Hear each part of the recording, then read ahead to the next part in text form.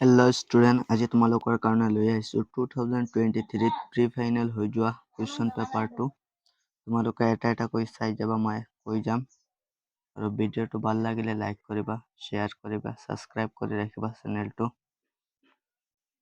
ৰচনা মই দি দিম ভিডিঅ'টোৰ জৰিয়তে, তোমালোকে চাই যাবা।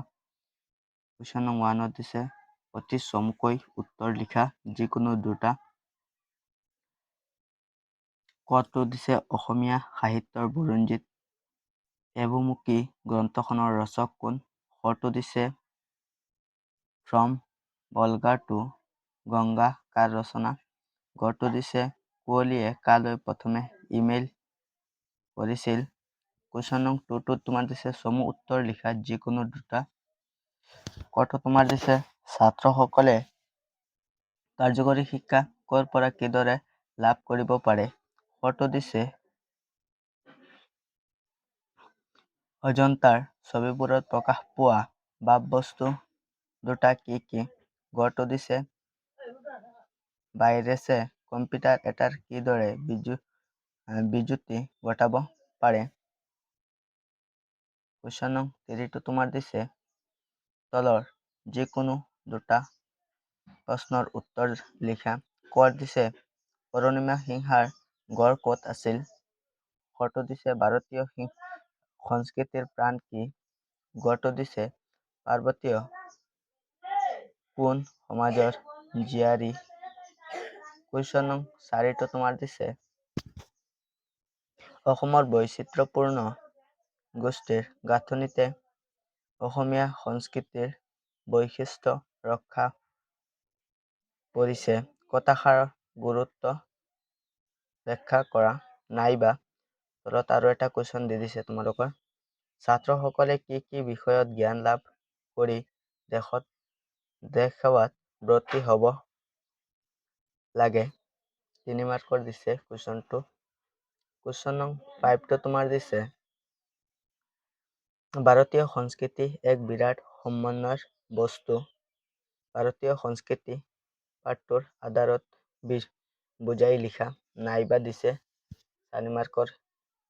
তোমাৰ নাইবা কুৱেশ্যনটোৰ প্ৰশ্নটো হৈছে তোমাৰ ইণ্টাৰনেটৰ অত্যাধিক ব্যৱহাৰে ছাত্ৰ ছাত্ৰীৰ জীৱনত কোন প্ৰভাৱ পেলাব পাৰে? পাঠৰ আধাৰত বুজাই লিখা। 4 মাৰ্কৰ দিছে এইটো। আৰু 6 নম্বৰ কুৱেশ্যনটো দিছে তলৰ যিকোনো এটা প্ৰশ্নৰ উত্তৰ লিখা। ইয়াত যিকোনো এটা লিখিলেই হ'ল। কটো দিছে কাজিৰঙা ৰাষ্ট্ৰীয় উদ্যান পল আফতাৰহত কি বিপদত পৰিছিল? এই বিপদৰ পৰা সিহঁতক কোনে উদ্ধাৰ কৰিছিল? কটো দিছে কামত ল'ৰা ছোৱালী বুলি বাগ নাই, যেনেকৈ কাম বাগ কৰি দিছো তেনেকৈ কৰা। এই কথাষাৰৰ বক্তা কোন? তেওঁ কিয় এই কথাষাৰ ক'বলগীয়া হৈছিল? আঁতিগুৰি মাৰি লিখা। 4 মাৰ্কৰ দিছে এইটো। 7 নম্বৰ কুৱেশ্যনটো তোমাৰ দিছে ইণ্টাৰনেট কি? 8 নম্বৰটো দিছে ইৰাণৰ কেইটামান ঠাইৰ নাম লিখা। খটো দিছে বৈশ্বৰ চহৰৰ এটা বিৱৰণ দিয়া। গটো তোমাৰ দিছে নিগনা চিকাৰীৰ প্ৰকৃত নাম কি? তেওঁ কাক প্ৰথমে কাজিৰঙাৰ গড় দেখুৱাইছিল? কুৱেশ্যন নং 9 তোমাৰ দিছে তলত দিয়া যিকোনো এটা কবিতাৰ কবিৰ নাম উল্লেখ কৰি কবিতাৰ মূল ভাৱ লিখা। মূল ভাৱ লিখিবলৈ দিছে দুটা দিছে ক আৰু খ। চাই ল'বা।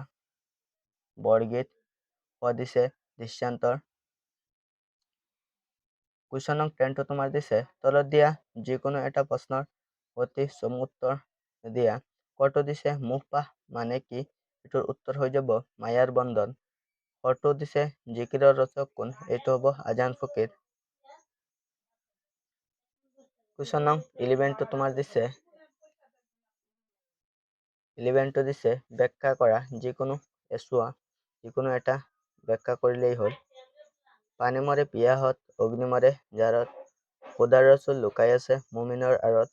ফটোটো দিছে মুগলে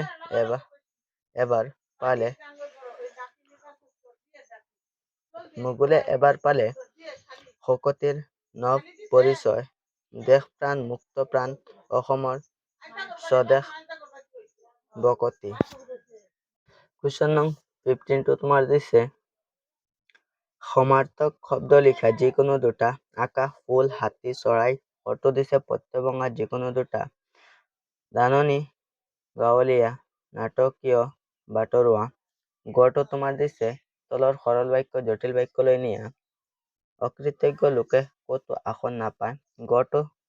ঘৰটো দিছে তোমাৰ তলৰ যিকোনো দুটা। বিয়া বাক্য সহ সমাসৰ নাম লিখা। দুমাহী, মাতৃপূজা, পদমনাভ, পাক, ভাৰত।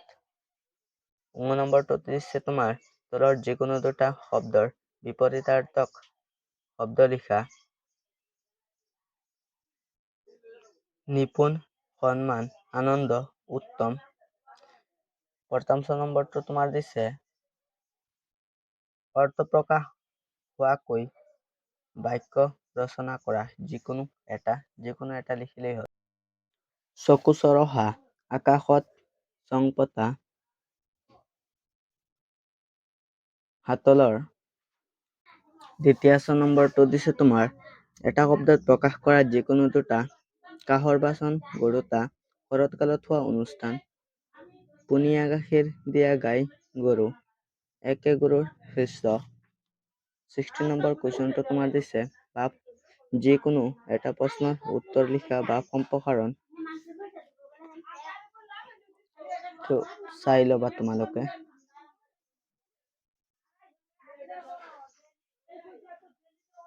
17 নম্বৰ কুৱেশ্যনটো তোমাৰ দিছে তলৰ যিকোনো এটা বিষয়ৰ ৰচনা লিখা। তোমাৰ প্ৰিয় সাহিত্যিক। অসমৰ বানপানী, আধুনিক জীৱনত বিজ্ঞানৰ অৱদান। তোমালোকৰ ৰচনা কেইটা লাগিলে কমেণ্টত জনাই দিবা। মই ৰচনা কেইটা PDF বনাই ভিডিঅ'ৰ তলত দি দিম ডিছক্ৰিপশ্যনত, তোমালোকে লিখি ল'বা।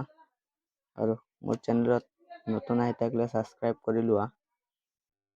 18 নম্বৰ কুৱেশ্যনটো তোমাৰ দিছে নিৰ্দেশ অনুসৰি উত্তৰ দিয়া। তোমাৰ পাঠ্যপুথিৰ বৈচিত্ৰ্যময় অসমত সন্নিৱিষ্ট যিকোনো এটা জনগোষ্ঠীৰ বিষয়ে লিখা। ফটো দিছে তোমাৰ পাঠ্যপুথিৰ বৈচিত্ৰ্যময় অসমৰ যিকোনো এটা জনগোষ্ঠীৰ সংস্কৃতিৰ বিষয়ে উল্লেখ কৰা। কুৱেশ্যন নং 19 টো তোমাৰ দিছে তোমাৰ দ্ৰুতপাঠত সন্নিৱিষ্ট অসমৰ যিকোনো দুটা জনগোষ্ঠীৰ বিষয়ৰ বাবে বৰঙণি যোগোৱা। এজনকৈ মহান ব্যক্তিৰ বিষয়ে চমুকৈ লিখা। 4 মাৰ্কৰ আছে এইটো। 18 টো তোমাৰ 6 মাৰ্কৰ আছিল। কুৱেশ্যন নং 22 দিছে তোমাৰ অতি চমুকৈ উত্তৰ দিয়া যিকোনো দুটা। নাগাৰ্জুন কোন? আৰ্য শিক্ষাৰ মূল মন্ত্ৰ কি? বুদ্ধদেৱৰ সম্পূৰ্ণ নাম কি? 21 কুৱেশ্যনটো দিছে তলৰ যিকোনো দুটা প্ৰশ্নৰ উত্তৰ লিখা। আততায়ী কাক বোলে? ফটো দিছে তক্ষশিলালৈ কোন কোন দেশৰ পৰা ছাত্ৰ আহিছিল? গড়টো দিছে উদান্তপুৰী বিশ্ববিদ্যালয়ৰ কি সম্পদ কোনে কেতিয়া ধ্বংস কৰিছিল? 22 কুৱেশ্যনটো তোমাৰ দিছে নাগাৰ্জুনে শ্ৰীকৃষ্ণক উভয় সেনাৰ মাজত ৰথ ৰাখিবলৈ কিয় কৈছিল? 2 মাৰ্কত দিছে। 23 কুৱেশ্যনটো দিছে অতি চমুকৈ উত্তৰ দিয়া যিকোনো দুটা।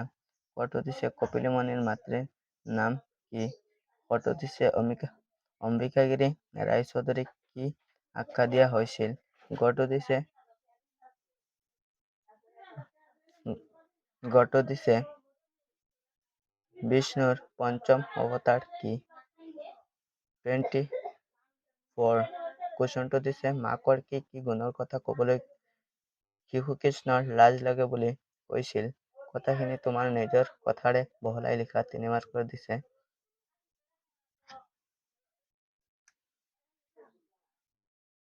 25 কুৱেশ্যনটো তোমাৰ দিছে নহ'লে যে বিশ্ব সভাত নহ'ব নহ'ব তোৰ বাঁহৰ ঠাই।